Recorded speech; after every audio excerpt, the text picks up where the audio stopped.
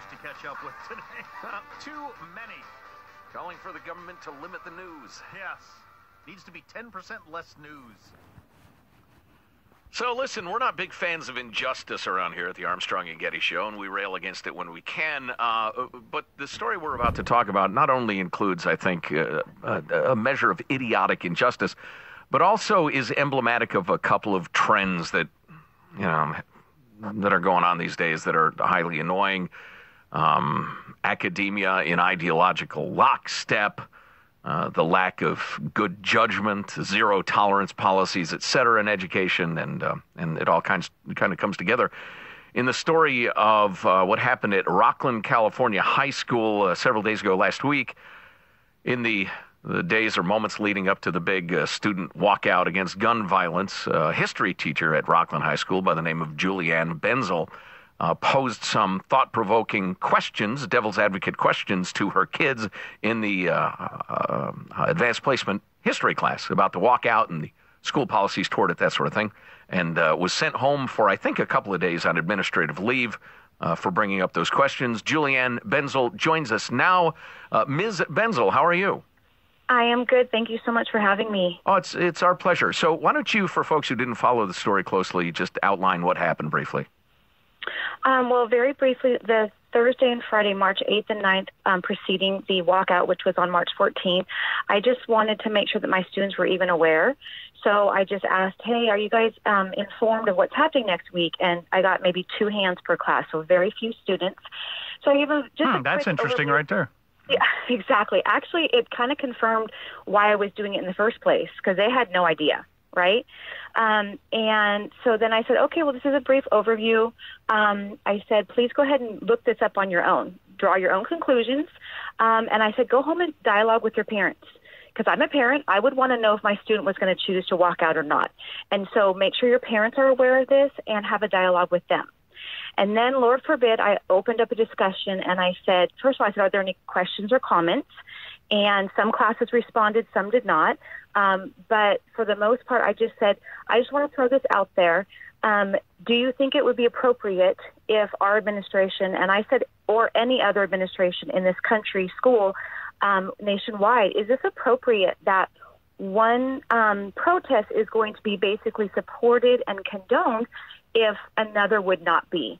And again, I used the fallacious and apparently really provocative topic of abortion, which is discussed in numerous classes, that essentially, what if students wanted to get up and walk out of class to go protest abortion?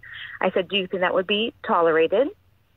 And would you be willing to support them? So if you're going to get up and walk out next week, would you be the first in line to say, I get it, you can go protest your issue?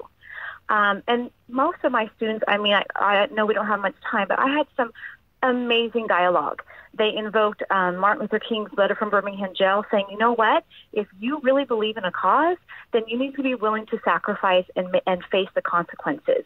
And it was just a beautiful exchange from my perspective, but apparently there were 2 students and 1 parent who complained, and I feel like that was kind of rationale for my administration to just say, aha, she shouldn't be doing this, and look at 2 students complain.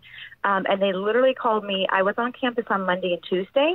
No communication, no dialogue, didn't ask me anything, didn't corroborate with any other of my other students. I teach over 120. And Wednesday morning, the day of the protest, 8:30, I get to school at 9. So here we go. 8:30, you're on administrative leave, do not come in today.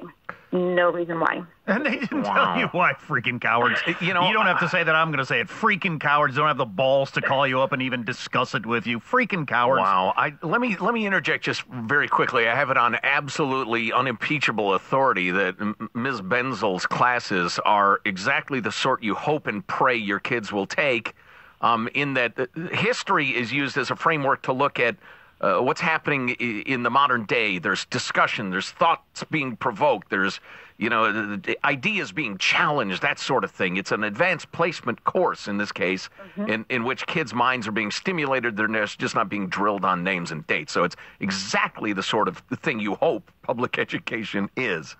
And if you don't mind me interjecting, I am mandated by the California State Framework to teach. It's a standard to teach critical thinking skills. That's really why we teach history. It's not necessarily all about what happened. It's like why and cause and effect. And to be very, very honest with you, this was just a little kind of moment at the beginning of the class. It probably lasted for 5 to 7 minutes. And then we went on to discuss the Korean War and the current crisis in Korea. And so this that's good stuff. I would have loved that in school. We didn't have anything like that in school. I can tell you when the Stamp Act went through. Julianne Benzel is on the line. She was sent home for a couple days from Rocklin, California High School for daring to ask probing questions about the school walkout. So I'm assuming having realized the surpassing idiocy of what they've done, they went ahead and apologized to you, explained, and begged your forgiveness. Oh, you are far too gracious. I have not received an apology, and I genuinely believe that if it were not for the outpouring, I am overwhelmed. First of all, I got a barrage of, I was telling Michael, your producer, I got a barrage of phone calls and emails telling me I have to tune in right now to your show.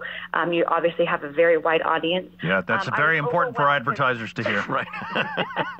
It's very, very, very broad. But I was overwhelmed because you don't know me and you just went to bat for me like out of the gate. But the undercurrent of this story that I'm taking from is the students, not current students, because they have rallied, this community has rallied, but students and parents from 2 years ago, 5 years ago, 10 years ago. I've been teaching this community for 20 years. I have an unscathed record, and 2 students in one day basically were able to take me down. And so these parents and students who are taking the time to sit down and write letters on my behalf is just a little almost too much.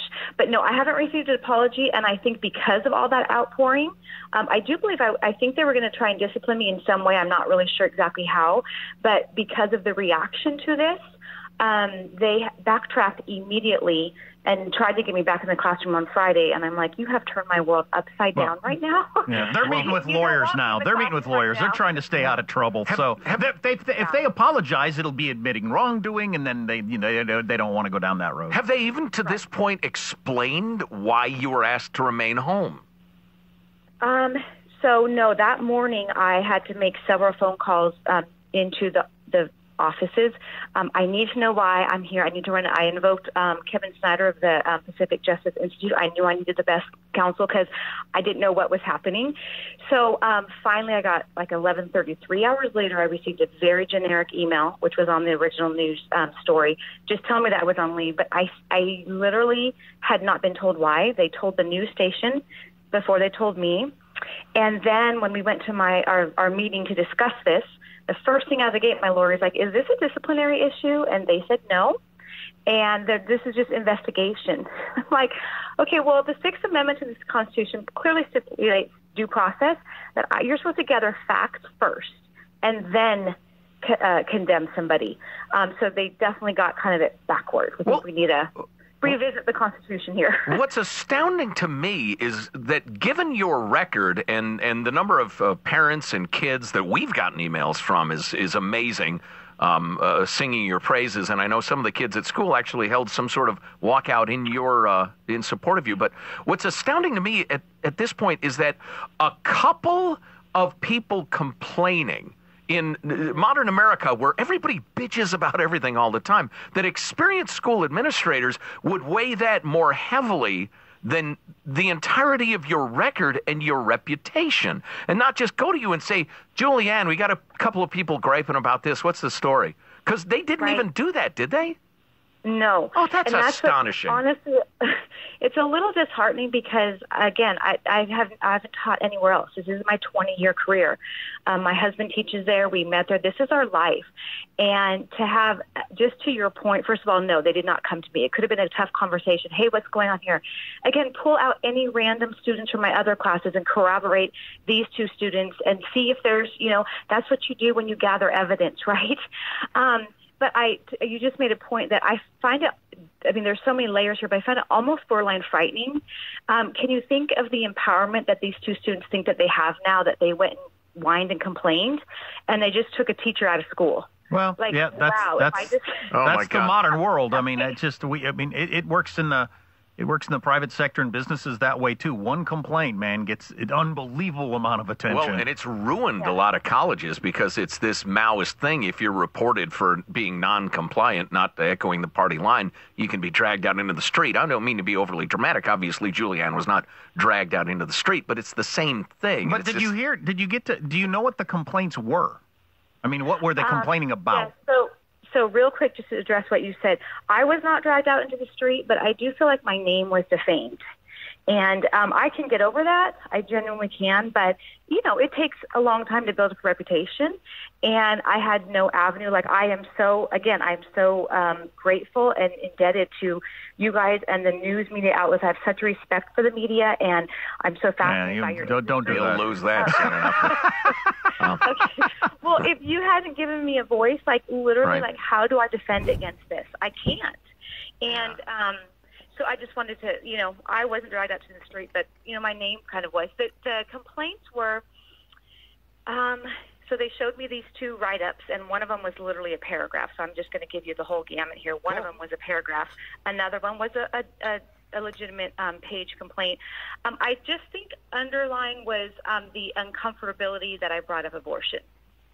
It's what I gathered, that, that they didn't think that it was appropriate to discuss that, and it wasn't, you know, a fair comparison, and you know, it was just kind of thrown in front of me at this meeting, so I didn't have a ton of time to process it.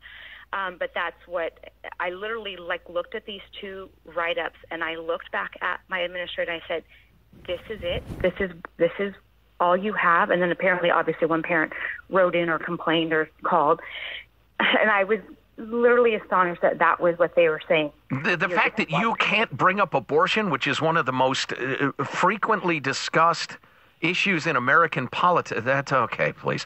You know, I think we're losing our ability as a people to discuss principle. We just get hung up on the particulars and scream at each other. It's discouraging. Yeah. Julianne Benzel is a history teacher suspended at Rocklin, California High School. I'm sorry, go ahead. No. I just said thank you so much for your time. I greatly appreciate it. And keep up your good work. Yeah, we'll do it. You know, we're fighting a lonely battle over here, Julianne, but it's great to talk to you. Keep fighting the good fight, all right? Okay, you have a great day. All right, you too. I'm hoping that we get through this period of history. I think it's got something to do with social media. Maybe not, but because we've had it in our careers, and you see it here with her, and it happens, and whether it's #MeToo or somebody calls you a racist or whatever, you can have years and years and years and years of a reputation, and one person complaining can end all that without any corroboration of any kind. If there is poor leadership in place. But there almost always is, it would seem. Well, yes, it would seem that way. Well, there frequently the bosses in all these different organizations just freak out if anybody complains at all. Yeah. Oh, by the way, we've reached out to the school and the district for a reaction to talk with us on the air. They sent us a generic, carefully worded statement. They're sucking their thumbs under the blanket. Absolutely useless, but did not call back. So. God, you should defend yourself. You should defend yourself. Well, they can't because they don't have a good reason. I was about to say you should defend yourself if you got a good reason, but they don't. You know, I can explain it to you, what happened. We can do it now or after the break, but just very briefly. They got this school walkout thing. People are talking about it. It fits liberal politics, which, you know, and frankly, the kids, no kid wants to get shot at school. Nobody wants any kids to get shot at school. So there's this righteous energy behind the thing. The administration says, yeah, let them walk out. And Julianne does precisely what you'd hope she would do in her class and ask some probing questions of the kids. This is a political demonstration that the administration is allowing. What about this issue? What about this issue? And the administration was probably just hoping, can we just get this over with and go back to teaching the kids? And she threw a fly in the ointment. And they're pissed at her. They're pissed. They're hoping everybody would just put their blinders on, put their ball gag in, and not say a thing when she said something. So she upset their little apple cart, so they're pissed. Very courageous of you, though, to handle it that way, to just say, don't come in today. Why? I gotta go. I don't know, click. And then a couple of days later, you can come back. Why now? I don't know, click. That's some gutsy leadership. And by the way, speaking of having things on good authority, the other teachers there are pissed about the way she's been treated. Yeah. Which is good. Wow. So there's a couple of books coming out politically that are going to really have the media going crazy. I mean, it's just good. what we need, right? One of them I'm in favor of. Stay tuned to the Armstrong and Getty Show. Armstrong and